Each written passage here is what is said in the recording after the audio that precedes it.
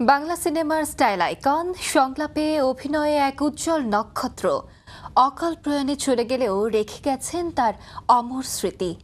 সিলেট নগরীর দাঁড়িয়াপাড়ায় সালমান শাহ ভবন যেন সে কথাই বলে।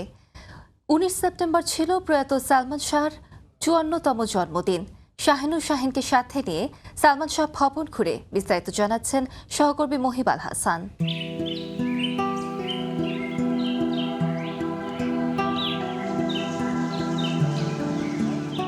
শান্ত গ্রামের ভিতর দাঁড়িয়ে থাকা একটি পুরনো বাড়ি। এ বাড়ির প্রতিটি দেয়াল যেন বলছে এক অমর নায়কের গল্প।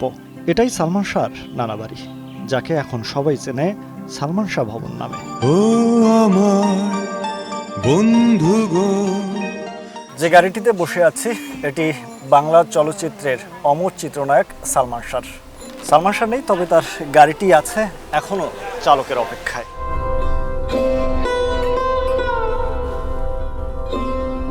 ঘরের কক্ষে সযত্নে সাজানো আছে তার প্রিয় পোশাক, শুটিংয়ে ব্যবহৃত চাকু, ভিএইচএস প্লাস ও অসংখ্য স্মৃতি। দেয়ালে ঝুলছে সিনেমার স্থির চিত্র, যা আজও দর্শক চোখে জল আনে, হৃদয় আনে অজানা শূন্যতা।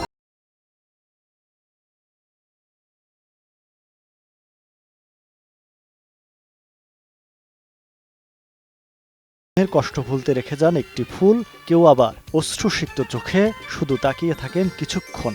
তাদের বিশ্বাস, সালমান শাহ শুধু অভিনেতাই নন, তিনি ভালোবাসার অন্য এক নাম। তোমাকে চাই, শুধু তোমাকে চাই, আর কিছু জীবনে।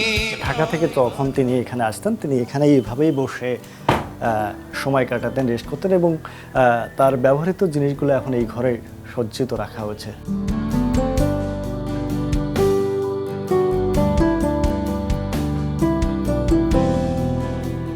সময় গড়িয়ে যায়, প্রজন্ম পাল্টায়, কিন্তু সালমান শাহ রয়ে যান ভক্তদের ভালোবাসায়, আবেগে চিরদিনের নায়ক হয়ে। ভালো আছি, ভালো থেকো, আকাশের ঠিকানায় চিঠি লিখো। মহিব আল হাসান, সময় সংবাদ, সিলেট। দিও তোমার মালা খানি, বাউলের কোনটারে